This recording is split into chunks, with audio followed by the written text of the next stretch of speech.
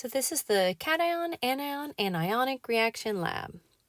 And this lab is a fun lab because you get to see colored fire. That's in the second part though. So this is one of my favorite labs. I just think it's a great lab. You also get to see reactions, and they're much more obvious than maybe some of the other reactions this semester. So it's a nice lab to finish up on. So we're going to do exploration, and this is the periodic table. This is just a reminder about the periodic table, how it looks. You can know all about the periodic table, and you know about ionic compounds. Remember, like the left side and the middle side until you get to that red staircase line. Those go positive, and then on the other side of the staircase line, those go negative. So when you have something on the left of the staircase with something on the right, you have an ionic bond. So an ionic bond, again, reminder, is made up of something positive plus something negative.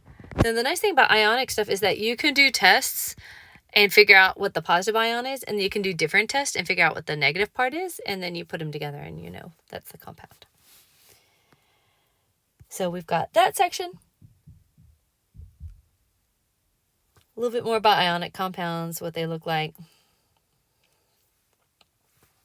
And then we're into the reactions. Remember how they break apart in water when they're aqueous. So that's we're kind of moving through a lot of the different material we've covered this semester. And then there is a really interesting part for cations. This is specifically the positive part. We can do flame tests with cations to figure out what they are, because the cations tend to be, well, that's if the cation is an element. This goes back to chapter 3 and how you can get those electrons jumping, and if they are giving off energy in a wave that corresponds to a color, your eyes will see the color. So these are really, really nice emissions. So that's what for that section. And then materials, this isn't like anything special, just have the pie plan, because anything involving fire, they always want you having that pie pan and setting it in it. The other rest of stuff you probably have. You're going to need some water. All right, so let's go on. So we aren't doing the flame part until the second part. So the first part is the anion tests, and you're going to be recording the observations, but guess what? No math, woohoo! So you got observations. Again, you're going to be seeing solids and liquids. You're going to see colors. You're going to see bubbles, smoke. You might even smell something weird at one point. So you're going to record that. Don't use the word clear. You can use colorless, but don't say clear, because something can have a color and be clear, you know. So one thing to note is if a precipitate forms, that's a really big deal. If you see, even if something just looks slightly cloudy, that means precipitate. Like just a little, if it used to be like completely, like there's nothing in it, and then it just starts looking just a little cloudy, that's precipitate. And if you will please be concise in your description, just because the grading, when you have a 25-word description, can get long. So if you use NC for no change also, because you will have some that have no change, that's also super helpful. 4 of them should have no change. Everything else should have changes, unless they've changed something in this lab since we last did it. Oh, a little note, you are going to take a well-played picture at the end of this exercise, and then in the next section, you're going to take a picture of the flames. But we only have the pictures for this part of the lab here. Safety goggles. Do be careful. Use your gloves, because you're going to be using the silver nitrate and it can stain, but it'll wear off and stuff, so it'll be all right. So they have a lovely video right here about how to open a pipette you can watch. You snip off the end, but they've got a great video about it. And this is how they want you to organize it. So you've got those, and those are your knowns, and they're knowns because it has the words on them saying what they are. Now you'll notice, if you look at the chloride below it, it says NaCl. So we are doing the anion test, which means we're testing the negative part, and the test we're doing is specifically for the negative part, not for the positive part. So we're testing the negative parts of them. So like in the metal one, that chloride, you're just testing the Cl. You're ignoring the fact that there's an Na with it at all. Your compound may not have a Na in it. It may have a K in it with a Cl. Do you see? As long as they both have a Cl, they're both going to react the same way. So you're going to do all of those, and they're all going to be reacted with some silver nitrate, and then you're going to follow that up with some hydrochloric acid. And you're going, like I said, you're going to do each one of them and observe it. And this lab is just not going to take you like a ton of time. So it's interesting. Now, what you're going to see coming up are it's going to look like a series of maybe even complicated instructions. It's not supposed to be complicated instructions.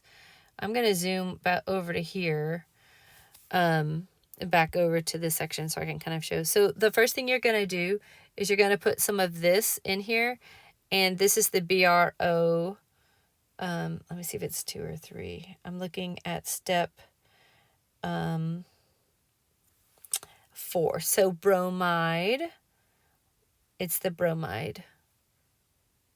But it looks like bromate to me, though. But it's telling me that it's... oh, there we go. Oh, it is. Okay. They must just have it mislabeled in this one picture, this BRO. It's BR. So you're going to take this one right here, and you're going to put 8 drops of it here. And just a little pro tip, don't do it yet because you don't want anything to evaporate.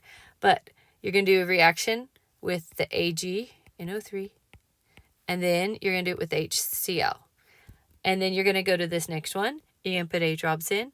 And guess what? You're going to do a reaction with the AgNO3 and the HCl. And then the next one, you're going to do 8 drops, AgNO3, and the HCl. Again, remember you're testing for the negative part. So when you get through with this, you should have a good idea of what these different reactions all look like. So now you have 2 unknowns right there and right there. So the cool thing about having these 2 unknowns is it is just that you're going to do the exact same thing to that one. You're going to put 8 drops in. You're going to react with the AgNO3. You're going to follow it up with the HCl. And it's going to match one of these ones. Let's say it matched this one. This one is, I can tell that it's iodide on there. So if it matches that one, then your unknown anion is the iodide. You know, and then say you do another one, and then your unknown is the carbonate. And again, look for smells, look for bubbles, look for solids, even if it's just a little cloudy. You have enough of that so that if you feel like maybe there could have been a reaction, you can test it again. So you get done with that whole section. I just kind of walk through what you do. Steps 4 through 7 are just the first series of, so you are going to add the AgNO3 to it. You just need the 1 drop of this one drop. And then when you get done with that, you're going to need 2 drops of this. This is step 6 where you add the 2 drops to that same well. And wait and see what happens and record it and then do the next one. So step 8 basically just says repeat it for all of the rest of them. And then step 9 says, oh, do it with this unknown. And then, and basically it's the same thing. 1 drop of this, 2 drops of that. And then step 12, step 15 is like do it with unknown 104. And you're going to use the well plate again in exercise 2. And just some quick notes about the data table and some question hints and tips.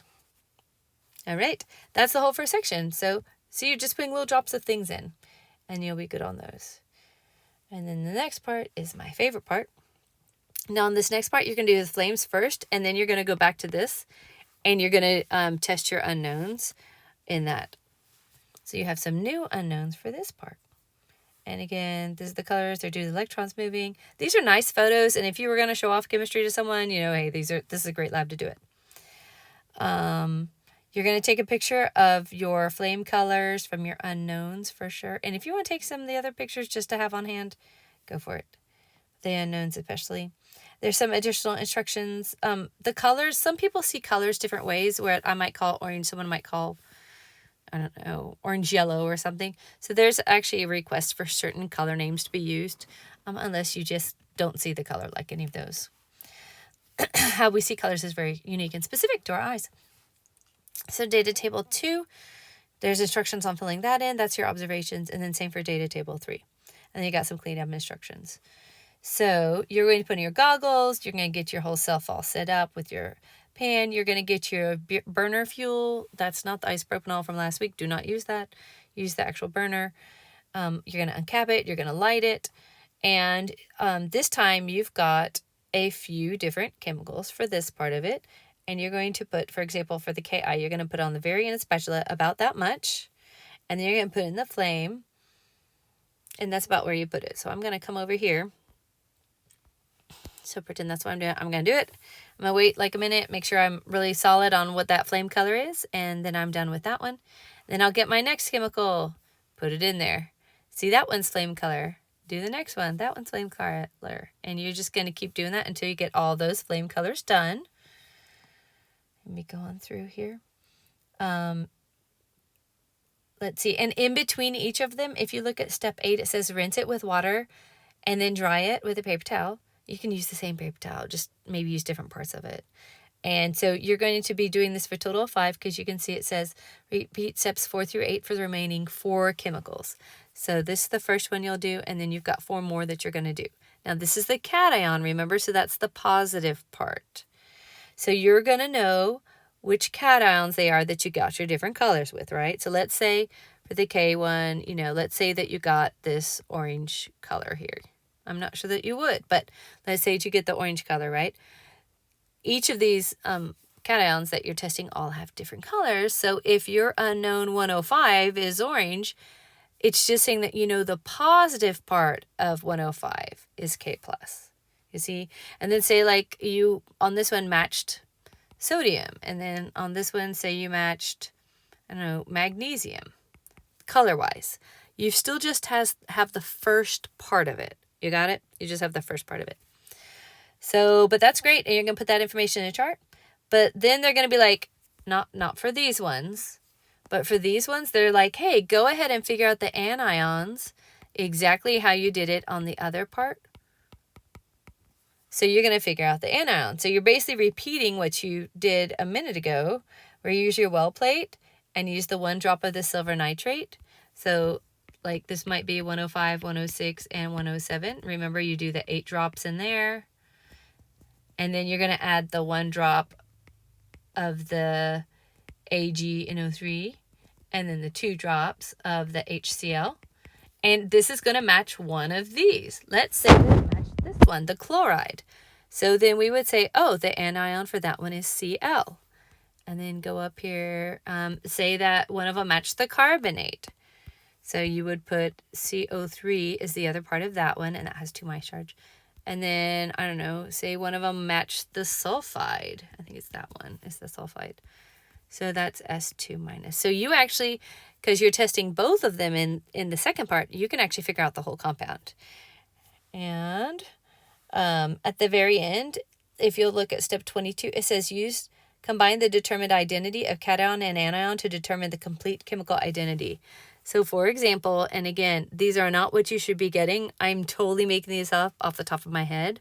So, but let's say that it was that. So I have a positive and a negative. So that just goes together like that. And the next one, I have a positive and then I have a 2 minus. So don't forget, I need a 2 there. And the next one, I have a 2 plus and a 2 minus. So I don't need it. So don't forget that rule, that cross and drop rule. Or you want the whole thing to turn out neutral, so do that. And then lastly, it's going to also ask you for the formula name. So this is a great lab again to review that. You've got the final coming up and it's cumulative, so this is good. So this is potassium chloride. You remember that? That's just a alkali metal and that. And then this is just sodium carbonate. And then this is just magnesium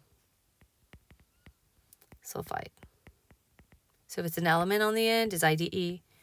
If there's a transition metal type thing, not the tall parts, but this section of the chart, then those need Roman numerals. But this section, these tall columns, do not need Roman numerals. And let me see if I have, there's some little tips there about the data table, colors,